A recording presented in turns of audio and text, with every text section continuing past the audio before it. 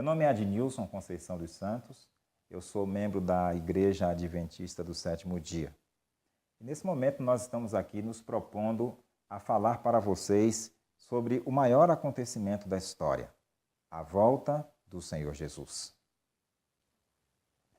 Bem, hoje nós vamos falar sobre a volta de Jesus. A volta de Jesus representa a única esperança para os crentes de todas as épocas.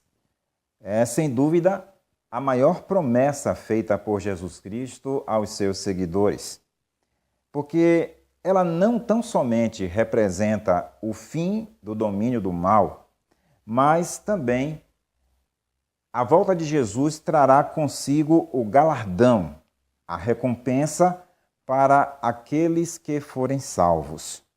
Um outro aspecto importante relacionado com a volta de Jesus Cristo é que, a partir de então, o reino dos céus será estabelecido e os crentes finalmente desfrutarão de uma vida eterna, onde não mais existirá a morte, o pranto e a dor, porque todas essas coisas passaram.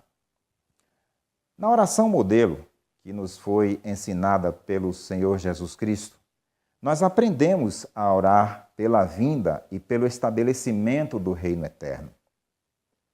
Embora Jesus não tenha revelado claramente o dia do seu retorno à Terra, ele falou acerca de acontecimentos finais que antecederiam o seu glorioso aparecimento.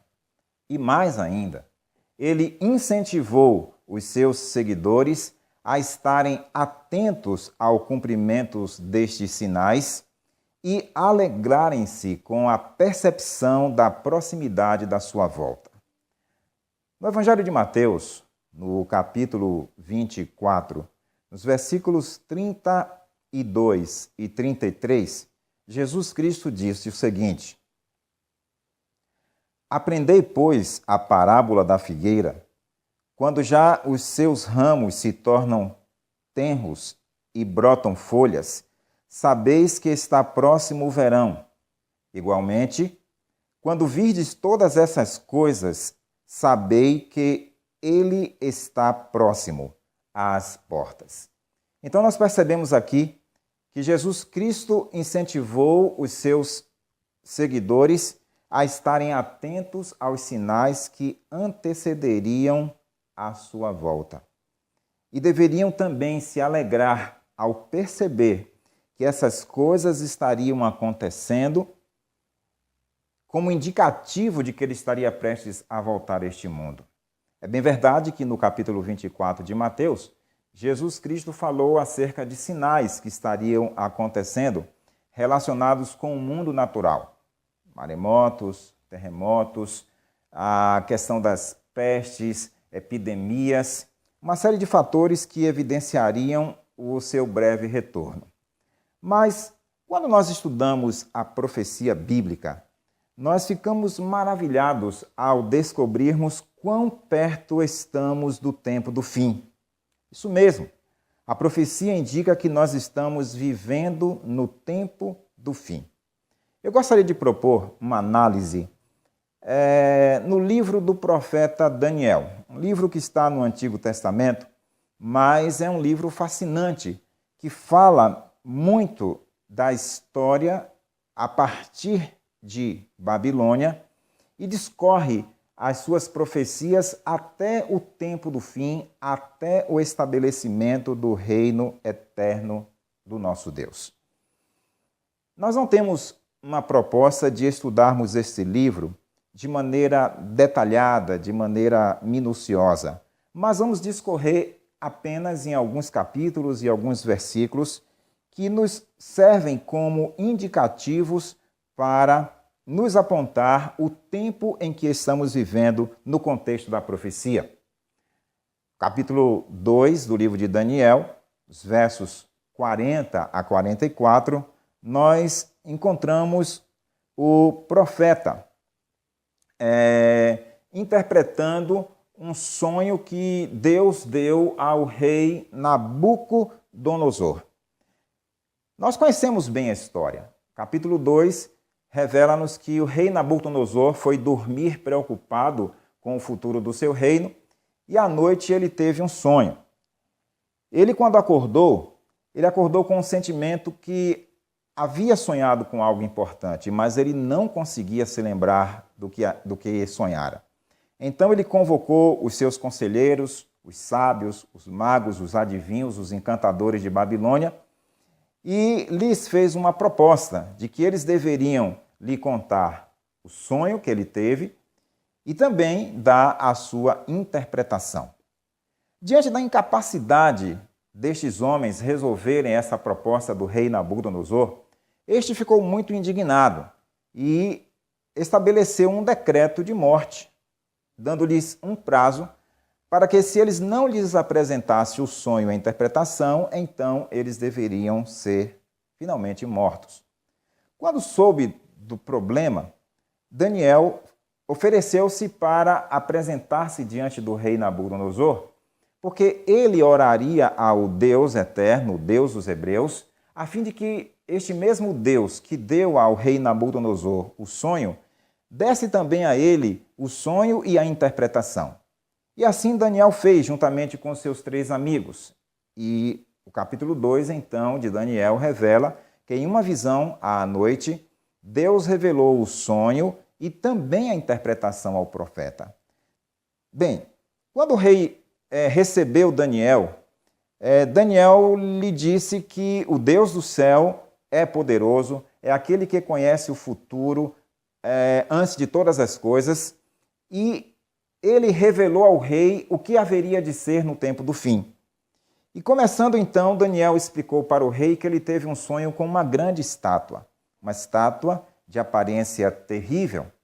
A estátua era composta de pelo menos 4 metais diferentes. A cabeça era feita de ouro, o peito e os braços eram feitos de prata, o ventre feito de bronze, as pernas eram feitas de ferro e os pés feitos em parte de ferro e em parte de barro. E que uma pedra atirada sem o auxílio de mãos atingiu a estátua exatamente nos pés, e assim esmiuçou o barro, o ferro, o cobre, a prata e o ouro. E o vento então levou a poeira da estátua, e aquela pedra ficou no seu lugar, e começou a crescer, se tornando uma grande montanha que encheu toda a terra. Eu fico tentando imaginar o espanto do rei Nabucodonosor ao ouvir as palavras do profeta. E à medida com que ele ia contando o sonho, certamente Nabucodonosor ia se lembrando do que havia sonhado.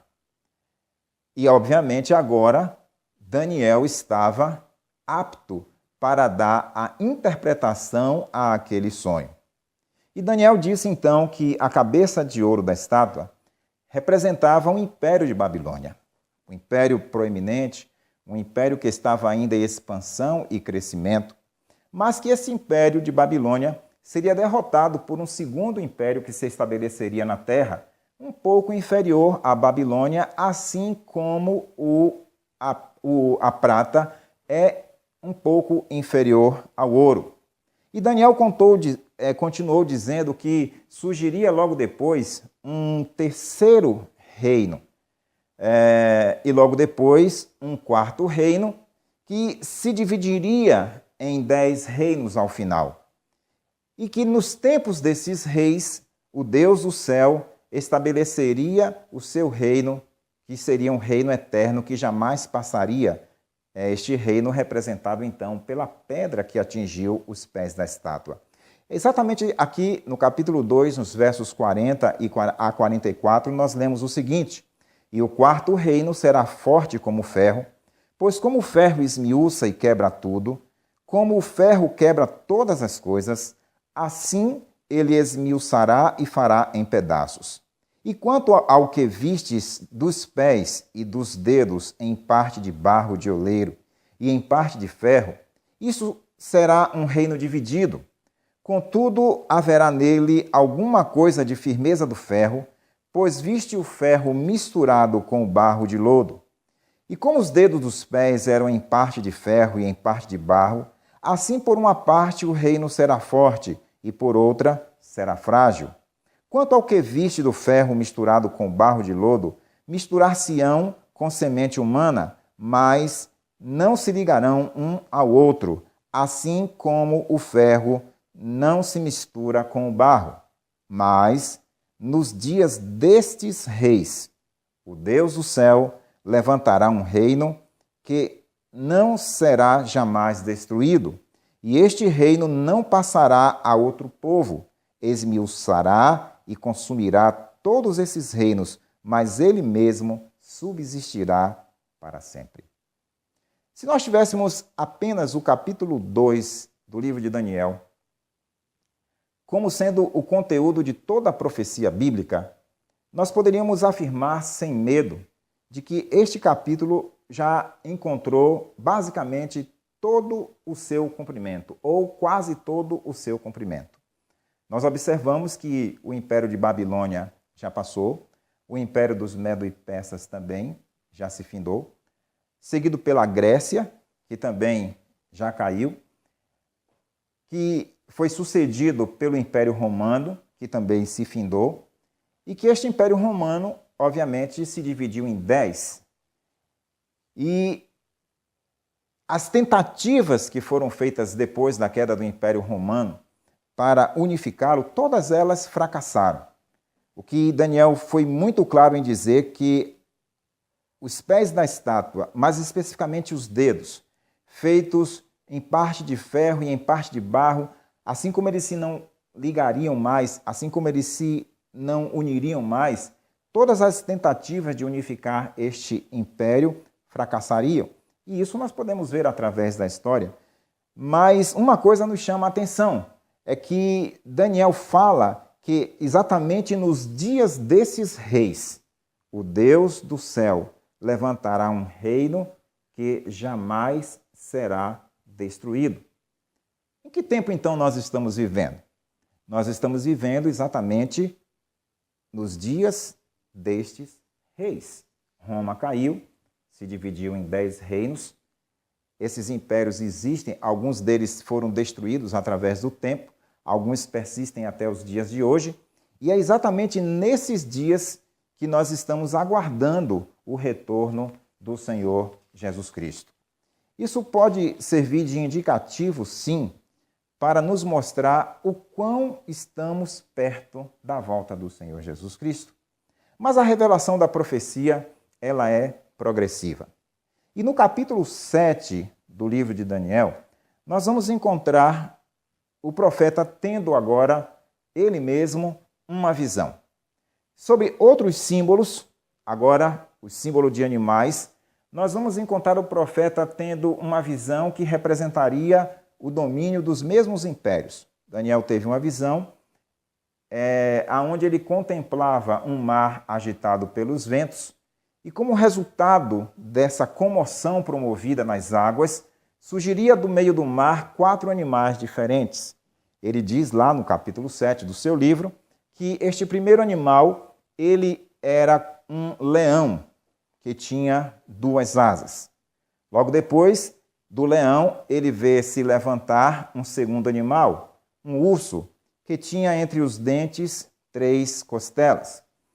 Depois do urso, então, ele vê se levantar um terceiro animal. E esse terceiro animal era um leopardo com 4 asas e com 4 cabeças. Logo depois, então, um quarto animal, bem diferente, que ele não conseguiu associar a nenhum animal conhecido, e ele descreveu este animal como sendo terrível, forte, com unhas de ferro, com dentes de ferro, que pisava e quebrava tudo que encontrava pela frente, e na sua cabeça ele tinha 10 chifres. Bem, nós bem sabemos que o leão ele vai representar o Império de Babilônia, o urso vai representar o Império dos Medo e Persas. O leopardo, por sua vez, vai representar o Império Grego, com um detalhe, é que este animal ele possuía 4 cabeças, indicando que em algum tempo a Grécia logo após a morte do seu primeiro grande general e imperador, Alexandre o Grande, ela se dividiria em 4 dinastias: a dinastia de Cassandro, de Lisímaco, de Seleuco e de Ptolomeu. E isso se cumpriu fielmente. Logo depois, então, a Grécia seria subvertida pelo Império Romano, representado aí por este animal grande, este animal forte e terrível. Bem, enquanto contemplava aquele quarto animal, uma coisa chamou a atenção de Daniel. Ele viu que aquele animal tinha 10 chifres em sua cabeça e que dentre aqueles 10 chifres surgiria um outro chifre, um chifre pequeno, diante do qual 3 seriam arrancados. Este chifre ele era diferente porque ele era mais robusto do que os outros chifres e ele tinha algumas particularidades, porque ele iria fazer guerra contra o povo de Deus, ele iria blasfemar contra Deus e ele ia ter uma atuação na terra contrária à verdade de Deus. E eu gostaria então de convidá-los a acompanhar comigo a leitura do capítulo 7. Apenas dos versos 20 a 27, porque Daniel ele foi levado a ter um maior interesse para entender o que representava aquele animal, o quarto, e mais precisamente aquele 11º chifre que surgiu na cabeça do animal. Como dissemos, este quarto animal representava o Império Romano e, obviamente, os 10 chifres, a divisão de Roma após a sua queda, quando foi invadida por 10 tribos bárbaras. Versículo 20 do capítulo 7 de Daniel, a partir do versículo 20 ao 27, nós lemos o seguinte: E também a respeito dos 10 chifres que tinha na cabeça, e do outro que subiu, e diante do qual caíram 3, isto é, daquele que tinha olhos e uma boca que falava grandes coisas, e cujo parecer era mais robusto do que os seus companheiros. Eu olhava, e eis que este chifre fazia guerra contra os santos e prevaleceu contra eles, até que veio o ancião de dias e fez justiça aos santos do Altíssimo. E chegou o tempo em que os santos possuíram o reino. Disse assim: o quarto animal será o quarto reino na terra, o qual será diferente de todos os reinos, e devorará toda a terra, e a pisará aos pés, e a fará em pedaços. E quanto aos 10 chifres, daquele mesmo reino se levantarão 10 reis, e depois deles se levantará outro, o qual será diferente dos primeiros, e abaterá a 3 reis, e proferirá palavras contra o Altíssimo, destruirá os santos do Altíssimo, e cuidará em mudar os tempos e a lei. E eles lhe serão entregues na sua mão por um tempo e tempos e metade de um tempo. Mas o juízo será estabelecido, e eles tirarão o seu domínio para o destruir e para o desfazer até o fim. E o reino e o domínio e a majestade dos reinos debaixo de todo o céu serão dados ao povo dos santos do Altíssimo.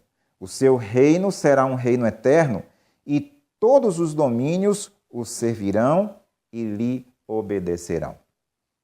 Bem, quando nós olhamos então para o capítulo 7, fazendo uma comparação com o capítulo 2, nós vamos perceber que nós já estamos vivendo no limiar da história. Afinal de contas, o Império de Babilônia, representado aqui no capítulo 7 pelo leão alado, já passou. O Império dos Medo e Persas, representado aqui no capítulo 7 pelo urso, também já passou. Não diferentemente do Império Grego, representado pelo leopardo, com as suas 4 cabeças, Grécia também já passou, com as suas 4 dinastias, se findaram. O Império Romano, Roma Imperial, representada pelo animal forte, terrível, também já passou. Nós estamos vivendo exatamente na divisão de Roma. Os 10 chifres representam a divisão de Roma. Mas uma coisa chamou a atenção do profeta, um chifre pequeno, que surgiu de entre os 10 impérios nos quais Roma se dividiu. Bem, é comum nós entendermos que este chifre pequeno, que tem uma obra contra Deus, contra a lei de Deus e contra o povo de Deus, representa o domínio papal, que surge justamente do meio do Império Romano. Uma igreja romana que se levanta para fazer oposição contra Deus, oposição contra o povo de Deus e oposição contra toda a verdade. É dito aqui que este poder, ao final dos tempos, ele seria destruído, porque o seu domínio seria de um tempo, 2 tempos e metade de um tempo. A palavra tempo aqui na profecia de Daniel significa 1 ano literal. Então, se eu tenho um tempo, mais 2 tempos, mais a metade de um tempo, eu tenho 3 anos e meios proféticos. O calendário hebraico, normalmente o mês, o calendário lunar, o mês tinha apenas 30 dias. 30 dias apenas. 3 anos e meio, eu tenho 42 meses. Cada mês formado por apenas 30 dias, eu tenho, então, 1.260 dias. Segundo a profecia, 1.260 dias, cada dia por um ano, eu tenho 1.260 anos. 1.260 anos de supremacia do chifre pequeno. 1.260 anos de supremacia do poder papal. E isso se cumpre fielmente dentro da história. Desde o seu surgimento, no ano 538, até o tempo em que o poder papal foi destruído, no ano de 1798, quando o Napoleão Bonaparte enviou um dos seus generais para a Itália e lá o Papa foi aprisionado e levado para o cativeiro ou para a prisão a fim de ser morto. 1.260 anos dessa supremacia que se findou ali no ano de 1798. O que chamou a atenção aqui no texto que nós lemos é que o anjo diz claramente a Daniel que o juízo seria estabelecido para lhe tirar o domínio, para o destruir e para o desfazer até o fim. E logo depois disso, então, o reino e o domínio e a majestade dos reinos debaixo de todo o céu serão dados ao povo dos santos do Altíssimo, e o seu reino será um reino eterno, e todos os domínios o servirão e lhe obedecerão. Percebemos, então, que, de fato, nós estamos vivendo em um tempo em que está muito perto da volta do Senhor Jesus Cristo a este mundo, posto que todas essas coisas que Daniel contemplou aqui no capítulo 7, elas basicamente também já encontraram o seu cumprimento. Quando nós avançamos um pouquinho mais no livro de Daniel e nós nos deparamos com o capítulo 8, nós vamos encontrar agora uma outra visão que o profeta Daniel teve. Dessa feita, Daniel vê um carneiro com 2 chifres e este carneiro dá amarrada para vários lados. Está no auge da sua força e é dito lá que ninguém pode resistir à força do carneiro. Até que, no cenário da visão de Daniel, surge um bode peludo. Este bode ele é diferente porque ele tem um chifre proeminente entre os seus olhos e ele impele furiosamente contra o carneiro e não há quem possa livrar o carneiro do poder deste bode que o destrói. É dito também naquela visão do capítulo 8 que no auge da glória daquele bode, aquele chifre grande que ele tem entre os olhos lhe é quebrado. E no lugar dele, então, surge 4 outros chifres. Bem, é dito também que nesta visão, Daniel contempla o surgimento de um pequeno chifre, que também vai crescer e vai se tornar poderoso.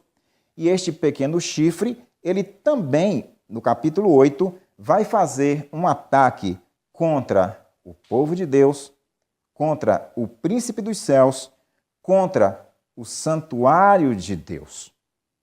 Vai lançar por terra a verdade e vai prosperar em todas as suas atividades.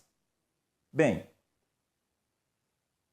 este carneiro, quando o anjo desce para explicar a visão a Daniel, ele diz claramente a Daniel que aquele carneiro com 2 chifres representam então o império dos Medo e Persas, que seria derrotado pelo império grego.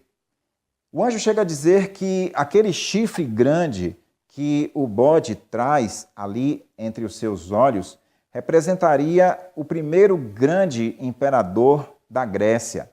E a história mostra que foi Alexandre o Grande, que morreu ainda no auge da sua juventude, no auge da sua força. O surgir 4 chifres na cabeça do bode está bem relacionado com o capítulo 7, o leopardo, que também tinha 4 cabeças. E aqueles chifres, então, na cabeça do bode, representariam as 4 dinastias nas quais a Grécia se dividiu logo após a morte de Alexandre o Grande. O chifre pequeno que Daniel vê surgir, obviamente, ele só pode representar o Império Romano. Faz todo o sentido. Nós temos como base para afirmarmos isto o capítulo 2 e o capítulo 7. Este chifre pequeno representa o poder romano. Em 2 fases. A primeira fase, Roma imperial. E quando nós olhamos para algumas atividades deste chifre pequeno, e eu gostaria de ler o capítulo 8, agora dos versos 9 ao 14, nós vamos perceber que, de fato, as exigências para identificarmos este chifre pequeno do capítulo 8 de Daniel só são aplicáveis a Roma na sua fase imperial e na sua fase papal. Vejamos então, a partir do verso 9, o que Daniel escreveu acerca do chifre pequeno, quando disse: "E de um deles saiu um chifre muito pequeno, o qual cresceu muito para o sul, para o oriente, para a terra formosa, e se engrandeceu contra o exército do céu, e a alguns do exército e das estrelas lançou por terra e os pisou. E se engrandeceu contra o príncipe do exército, e por ele foi tirado o sacrifício contínuo, e o lugar do seu santuário foi lançado por terra. E um exército foi dado contra o sacrifício contínuo por causa da transgressão, e lançou a verdade por terra, e o que fez prosperou. Depois ouvi um santo que falava e disse a outro santo, àquele que falava: até quando durará a visão do sacrifício contínuo, da transgressão assoladora, para que sejam entregues o santuário e o exército a fim de serem pisados? E ele me disse: até 2.300 tardes e manhãs, e o santuário será purificado. Como vimos no texto que acabamos de ler, este chifre pequeno, que é visto no capítulo 8, ele só pode representar Roma. Roma na sua fase imperial e Roma na sua fase papal. Podemos observar o seguinte: Roma imperial e Roma papal cumprem ambas os requisitos da profecia aqui lida nestes versos? Claro que sim. Analisemos o seguinte: é dito que esse chifre pequeno se engrandeceria contra o exército dos céus, e a alguns do exército das estrelas lançaria por terra e pisou. Todos nós sabemos a grande perseguição que Roma, na sua fase imperial, impôs contra a igreja primitiva, contra o povo de Deus, perseguindo e matando diversos cristãos. Isso se aplicaria também à igreja romana na sua fase papal? Claro que sim. A Inquisição está aí para provar para toda a história a grande perseguição que Roma papal impôs contra todos aqueles que se recusavam a reconhecer a autoridade papal. É dito aqui também que este chifre pequeno, que nós entendemos ser Roma na sua fase imperial e também na sua fase papal, se engrandeceria contra o príncipe do exército do céu. Bem, o príncipe do exército do céu, sem dúvida alguma, é Jesus Cristo. E nós bem sabemos que Jesus Cristo, ele foi morto pela mão dos soldados romanos, numa época em que Roma dominava o mundo. Mas será que Jesus Cristo também foi atacado por Roma na sua fase papal? Obviamente que sim. Nós sabemos muito bem de como a igreja lança por terra o ministério de Jesus Cristo, a sua intercessão no santuário em favor de nós, o seu povo, e colocam outros intercessores, como, por exemplo, Maria, a quem as pessoas são ensinadas a orar, crendo que ela intercede diante de Deus por nós, para que sejam perdoados os nossos pecados. Muito bem. É dito também que este chifre pequeno lançaria por terra a verdade e prosperaria em tudo isso que faria.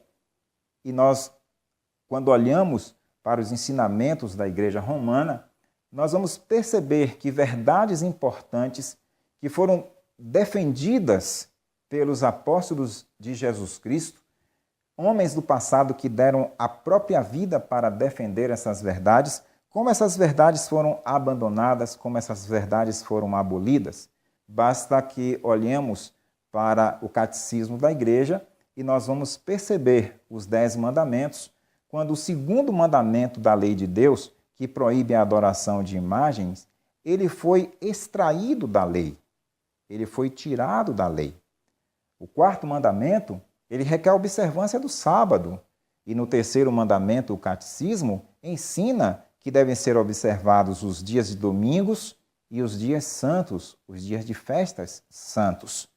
E para que eles continuassem tendo 10 mandamentos, já que extraíram o segundo, eles dividiram o 10º mandamento em 2, pois o 10º mandamento proíbe a cobiça, não cobiçar as coisas do próximo de um modo geral. E lá no catecismo nós encontramos não cobiçar a mulher do próximo e não cobiçar as coisas alheias, como se fossem 2 mandamentos diferentes, quando na verdade este representa um único mandamento. Um ataque que seria feito contra o santuário de Deus, mostrando que o verdadeiro santuário, aonde Jesus Cristo está, este santuário está no céu, e nesse momento ele está ministrando em nosso favor, este santuário também seria atacado. E Daniel contempla 2 seres celestiais conversando, e um pergunta para o outro até quando, e ele diz claramente, até 2.300 tardes e manhãs, e o santuário será purificado. No antigo Israel, a purificação do santuário estava relacionada com uma espécie de juízo. Era um dia em que todos aqueles que durante o ano inteiro haviam apresentado as suas ofertas ao Senhor deveriam se dirigir ao santuário neste dia, porque o sumo sacerdote adentraria no lugar santíssimo do santuário para fazer a expiação do santuário, a purificação do santuário. Na conversa em que o anjo teve com Daniel, explicando a visão do capítulo 8, ele chega a afirmar que esta visão das 2.300 tardes e manhãs, e o santuário seria purificado, ela se refere claramente ao tempo do fim, que Daniel não entendeu. No capítulo 9, então, o anjo volta a Daniel para lhe dar explicações acerca da purificação do santuário acerca das 2.300 tardes e manhãs.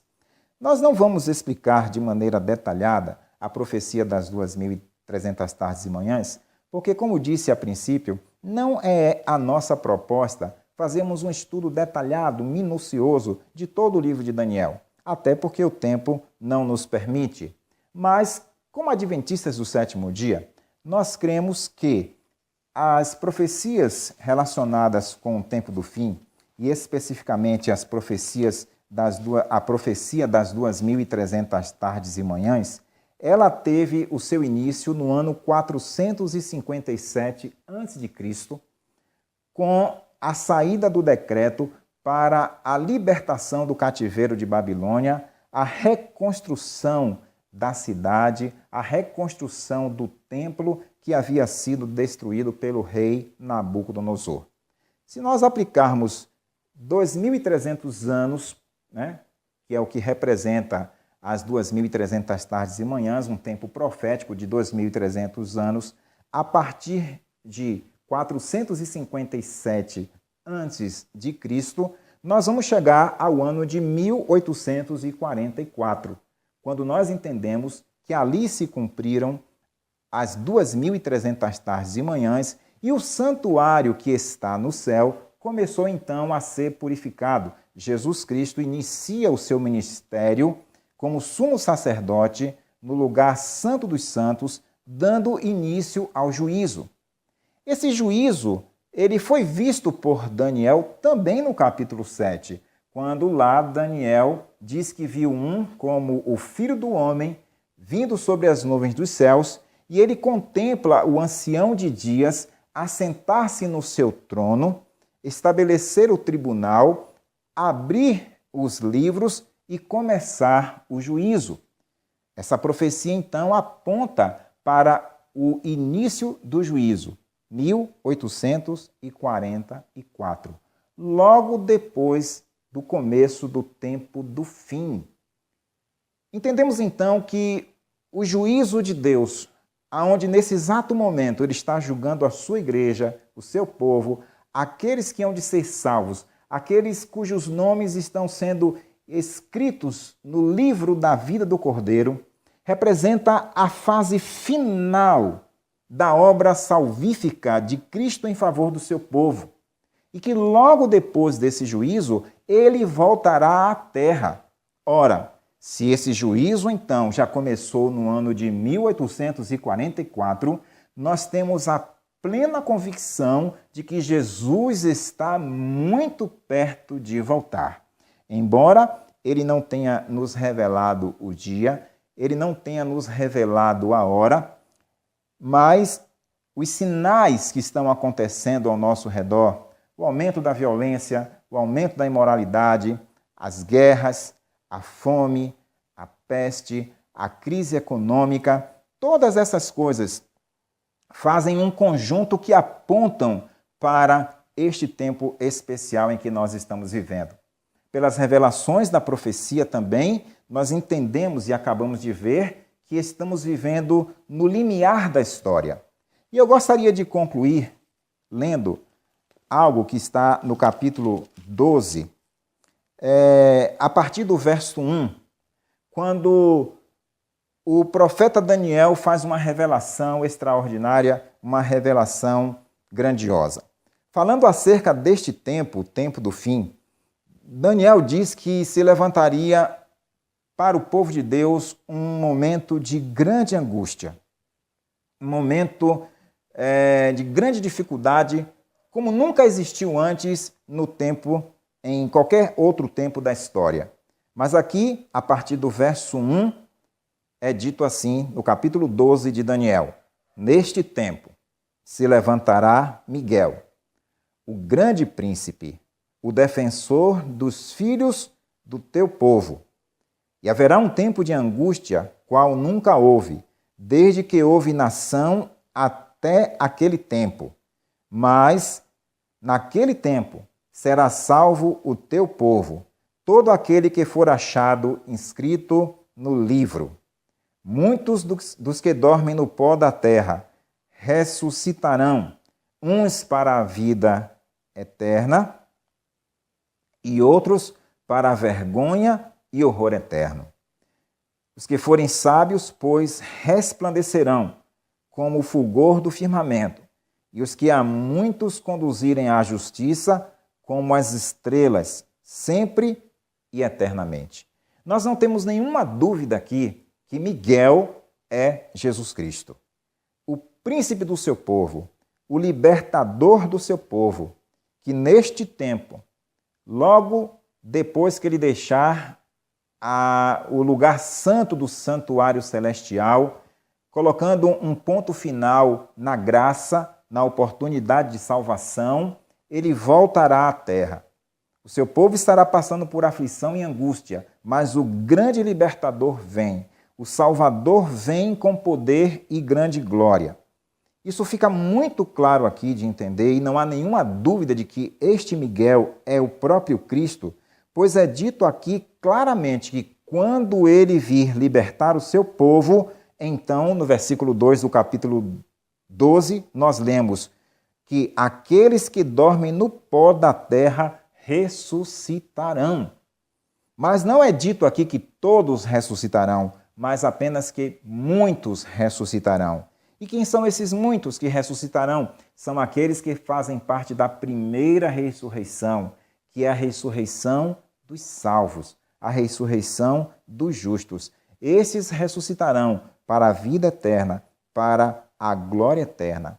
É bem verdade que o capítulo 12, o verso 2, menciona uma segunda ressurreição, que é a ressurreição para a vergonha e para o horror eterno, para a destruição e para a condenação. E no verso 3 nós lemos que aqueles que durante esta vida agiram com sabedoria, que amaram a verdade, amaram a justiça, aqueles que ensinaram as outras pessoas a amarem também a verdade e a justiça, estes resplandecerão como o fulgor do firmamento e, assim como as estrelas, brilharão para sempre e eternamente. Sabe, querido ouvinte, não tenha dúvida alguma, nós estamos vivendo um tempo em que antecede a volta do Senhor Jesus Cristo. Esse tempo para o povo de Deus é um tempo especial. É um tempo em que requer preparo. É um tempo em que requer uma dedicação e uma entrega sincera ao Senhor. Jesus Cristo disse que quando nós víssemos todos esses sinais acontecendo, nós deveríamos erguer as nossas cabeças e nos alegrarmos. Por quê? Porque o nosso libertador está prestes a voltar. E eu creio, assim como Jó declarou, que um dia o verei se levantar sobre esta terra. Com os olhos contemplarei aquele que espero, aquele que anelo ver, pois ele virá com poder e grande glória para colocar para colocar um ponto final na história do mal, para exterminar para sempre o sofrimento humano, para estabelecer o reino de Deus e dar aos salvos a vida eterna. Que essa esperança possa encher o nosso coração de alegria e de paz. É o nosso desejo, é a nossa sincera oração, em nome de Jesus, e que Deus lhe abençoe ricamente. Amém.